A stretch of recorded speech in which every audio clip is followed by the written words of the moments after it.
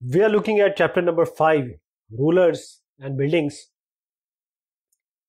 So question answer on rulers and buildings. How is the trabeate principle of architecture different from the arcuate? So in trabeate principle of architecture, the roofs, doors and windows were made by placing a horizontal beam across two vertical beams. In arcuate principle of architecture, the weight of the superstructure above the doors and windows was carried by the arcs. What is a shikara? So shikara is the topmost pointed portion of temple. What is pietra dura? So pietra dura refers to the colored hard stone placed in depressions carved into marble or sandstone, which create beautiful ornate patterns. What are the elements of Mughal Chahar or Char Bagh garden? So the Mughal Char Bagh consists of four gardens. Char means four. So these gardens are placed within rectangular wall enclosures and divided into four quarters by artificial channels. How did a temple communicate the importance of a king? So kings usually constructed temples to demonstrate their devotion for God first of all, and then their power and wealth. So here we can mention that Raja Rajeshwara temple, which was built by the king Raja Rajadeva for the worship of the god Raja Rajeshwaram. So it is noticeable here that the names of the ruler and the god were very similar. The king looks the god name, or he takes the god name because it was auspicious and he wanted to appear like a god. And through the rituals of worship in the temples, one god, that is Raja Rajadeva, honored another, that is Raja Rajeshwara. So kings usually constructed large temples. The other lesser deities in the temple were gods and goddesses of the allies and the subordinates of the ruler. So the temple was a miniature model of the world ruled by the king and his allies. So as they worshipped their deities together in the royal temples, it seemed as if they bought the just rule of the gods on earth. An inscription in Shah Jahan's Diwan-e-Khas in Delhi stated, "If there is a paradise on earth, it is here, it is here, it is here." How was this image created? So Shah Jahan Diwan-e-Khas was designed in such a way that it fused together in a grand harmonious synthesis. It was carefully planned. It was placed within a large courtyard. Behind the emperor's throne, there were a series of pietra dura inlays. So it depicted the legendity, or you can say the legend of god Orpheus playing the lute. So Diwan-e-Khas was aimed to communicate the king's justice would treat the high and the low as equals, creating a world where all could live together in harmony. So the Diwan-e-Khas reflected the image of a paradise in itself. How did the Mughal court suggested that everyone, the rich and the poor, the powerful and the weak, receive justice equally from the emperor? So the arm of the Mughal court suggested that justice was made in all in an equal way. The construction of Shah Jahan audience hall was designed to communicate that the king's justice was equal for the high and the low, both of them. So it aimed to create a world where all could live together in harmony. There was no difference between the rich and the poor in the emperor's court. What role did Yamuna play in the layout of the new Mughal city at Shah Jahanabad? So the river Yamuna had a very significant role in the layout of new Mughal city at Shah Jahanabad. Shah Jahan preferred the riverfront garden in the layout of the Taj Mahal. He developed the same architectural form as a means to control the access that the nobles had to the river. So in the new city of Shah Jahanabad, the imperial palace also commanded the riverfront. Only the most favored nobles were given access to the river. Other than those, had to construct their homes in the city away from the river Yamuna. So it expanded the layout of the city. The rich and powerful construct large houses today. In what ways were the construction of kings and their courtiers different in the past? So the rich and powerful construct large houses today, but these houses are not the same as those of the kings and their courtiers in the past. The houses of the kings and their courtiers were big structures with big backyard, with the courtyard, thick walls, domed roofs, huge pillars, big gardens, and well-decorated halls. But today, houses have no courtyards, no garden, nor thick walls, nor domed roofs. So in many ways, these are inferior to those of the kings and their courtier houses. So here in book, if you see, there is a figure, how could that building be constructed faster today? The answer would be that such buildings were usually constructed as a matter of pride in old days. So it was very difficult to construct them, but they were made possible with the help of skilled masons and laborers and the will of the king. Such buildings took a very long time and a number of laborers to be constructed. But now, as technologies have advanced, we have many facilities, good equipment, tools which can construct huge buildings very easily and in no time. Find out whether there is a statue of a memorial to a great person in your village or town. Why was it placed there? What purpose does it serve? Now, you can just say that there is a very busy intersection or a chalk in my village. We find there a statue of Subhash Chandra Bose. You can also say that it is Baba Ambedkar or Gandhiji's statue. Hence, this chalk is known as Subhash Chalk or Gandhi Chalk or Rajiv Chalk, Nehru Chalk or like that. So Subhash Chandra Bose, I'm adding Subhash Chandra Bose, but you can replace it with your choice of the person you have in your town or village. So Subhash Chandra Bose was a great person that he dared to challenge the British Empire by forming his own army. He is now no more, but his statue is there to inspire us. Its purpose is to encourage the youth to do something different and challenging. Visit and describe any park or garden in your neighborhood. In what ways it is similar to or different from the gardens of the Mughals. So the gardens of Mughals gardens were spread over a very large area. There were a large variety of flowers. They were well decorated and protected, but the garden in my neighborhood is not so large. Everyone has easy access to the garden. So the flowers are not safe. Therefore, we don't find any similarity. Why was limestone cement used in construction of large structures? The limestone cement was very high quality cement, which when mixed with stone chips hardened into concrete. And this made construction of large structures easier and faster. How did the Persian court chronicles describe the Sultan? So the Persian court chronicles describe the Sultan as the shadow of God. Name the ruler who won universal respect for constructing a large reservoir just outside Delhi at Kohna. It was Sultan Iltutmish. What are the special features of Humayun's tomb? So it was, first of all, Humayun's tomb. It has a central towering dome and it has a tall gateway that is called Pishtak. What was Mahamandapa? So it was the main hall in the temple where dances were performed. Name the temple built by King Rajaraj Deva. The Rajarajeshwara temple is the answer. When was the tomb of Humayun built? So it was built between, this is not Hanuman, this is Humayun, 1562 to 1571. Who constructed the Kendriya Mahadeva temple or Kandariya? So King Dhangadeva of Chandel dynasty constructed Kandariya. This is Kandariya Mahadeva temple. Where was Shah Jahan's capital in the early years of his reign? So it was Agra initially.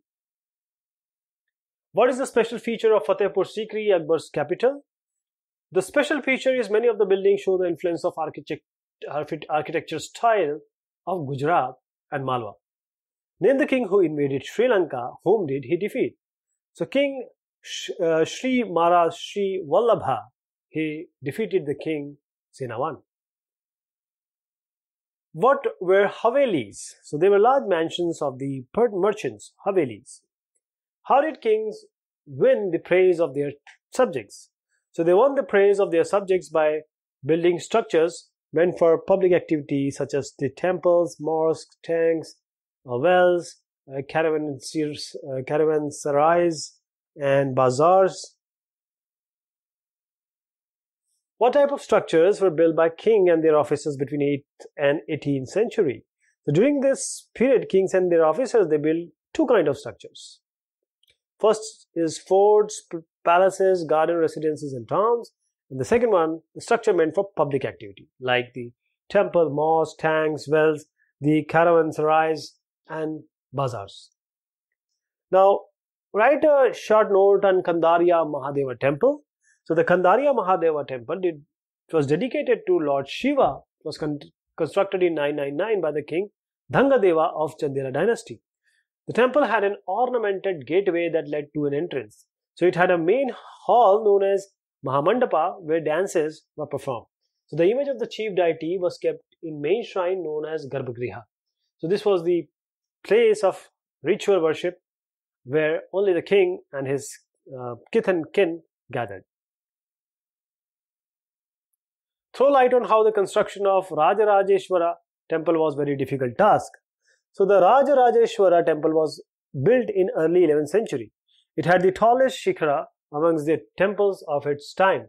Its construction was a very difficult task. There were no cranes in those days. So the 90-ton stone for the top of shikhara was too heavy to lift manually. It was impossible at that time. So the architects built an inclined path to the top of the temple, placed in the boulder on rollers and rolled it all the way to the top. So the path started more than 4 kilometers away so that it would not be too steep. And this was dismantled after the temple was built. In what ways do you think the policies of Rajendra I and Mahmud of Ghazni were a product of their time? How are the actions of the two rulers different? So the king Rajendra looted the temples of the defeated rulers and seized prized statues from them. You see, these statues in decoration of Shiva Templa, then he used these and then he built in his capital in early 11th century.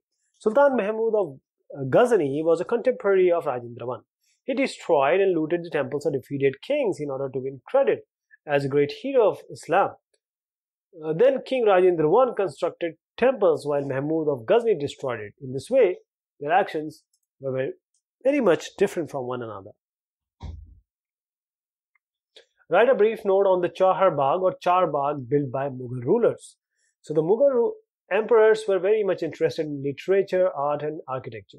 Babur, in his autobiography, he has actually described his interest in planning and laying out formal gardens placed within rectangular wall enclosures and divided into 4 quarters by artificial channels. So these gardens were called Chahar Bagh, 4 gardens, because of their symmetrical division into quarters. Beginning with Akbar, some of the most beautiful Char Baghs were constructed by Jahangir and Shah Jahan in Kashmir, Agra and Delhi. So when was Humayun's tomb built? What are its special features? So Humayun tomb was built between 1562 and 1571. The main features were the central towering dome and the tall gateway known as Pishtak became an important aspect of Mughal architecture. This tomb architecture was first visible in Humayun's tomb. So the tomb was placed in the center of huge formal Char Bagh land built in the tradition known as 8 paradises or Hasht Bihisht, a central hall surrounded by 8 rooms. The building was constructed with red sandstone edged with white marble. Give an account of Shah Jahan's audience halls. So Shah Jahan's audience halls were specially constructed to resemble a mosque. The pedestal on which his throne was placed was frequently described as the Qibla, the direction faced by Muslims at prayer, since everybody faced the direction when court was in session. So the idea of the king as a representative of God on earth was suggested by these architectural features. So the construction of Shah Jahan audience hall aimed to communicate that the king's justice would treat the high and the low as both are equal, creating a world where all could live together in harmony and tranquility. Who were involved in building of Qutub Minar? So Qutub Minar is a 5-story high building, or you can say it's a building, but it's a simple structure. Very the lengthwise it's higher. So the first floor was constructed by Qutbuddin Aibak and rest by Iltutmish around 1229. Over the year, it was damaged by lightning and earthquakes and repaired by Alauddin Khilji, Muhammad Tughlaq, Firoz Shah Tughlaq, and Ibrahim Lodi. How can you say that Mughal rulers adopted regional architectural style in their construction of their buildings? You have to explain with the examples. So Mughal rulers were skilled in adapting regional architecture styles in the construction of their buildings. For instance, in Bengal, the local rulers had developed a roof that was designed to resemble a thatched hut. The Mughals liked this Bangla dome and used it their architecture as their architecture. In Akbar's capital at Fatehpur Sikri, many of the buildings show the influence of architectural styles of Gujarat and Malwa.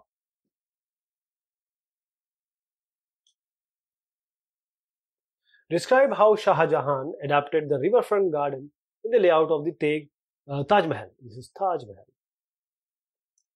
So the Taj Mahal is the grandest architecture accomplishment of Shah Jahan reign. Actually, it's India's best creations. So he adopted the riverfront garden in its layout. So the white marble mausoleum was placed on a terrace by the edge of the river, and garden was to its south. So Shah Jahan developed this architecture form as a means to control the access that nobles had to the river. What is the main feature of Shah Jahan's new city of Shah Jahanabad? So Shah Jahan constructed a new city. He named it as Shah Jahanabad in Delhi. So in this city, the imperial palace commanded the riverfront. Only specially favored nobles like his oldest son, the Dara Shikoh, was given access to the river. All others had to construct their homes in the city away from Yamuna River. Compare the reason why temples were built and destroyed. See, first of all, king built temples to show their devotion to God and power and wealth, to showcase. Now, King Rajarajeshwara, but built Rajeshwara temple for the worship of God Rajarajeshwaram. Here, the name of the king and god are similar. The king took the god's name because it was auspicious and he wanted to appear like a god. So the largest temples were usually built by the kings, while the others, lesser deities in the temples, were gods and goddesses of the allies and subordinate of the ruler. So the temple was a miniature model of the world ruled by king and his allies.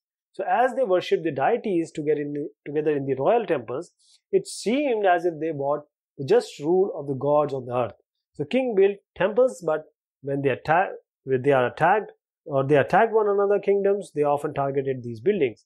So in the early 9th century, when the Pandyan king Srimara Srivallabha invaded Sri Lanka and defeated King Sena I, he seized all the valuables such as the statue of Buddha made entirely of gold and other golden images from various monasteries. So King Sena II took revenge of this. He invaded Madurai, the capital of Pandyas, in order to restore the gold structure of Buddha. In the same way, when in the early 11th century, the Chola king Rajendra I built a Shiva temple in his capital. So he filled it with prized statues seized from the defeated ruler. Sultan Mahmud Ghazni of Ghazni not only seized the value of the temple, but he destroyed them. He did it in order to show some credit. So this ruler displayed their political might, or you can say the rulers wanted to portray or display their political might and military successes by attacking and looting the places of worship of defeated rulers. So these were the question and answer of this topic. Thank you so much and take care of yourself.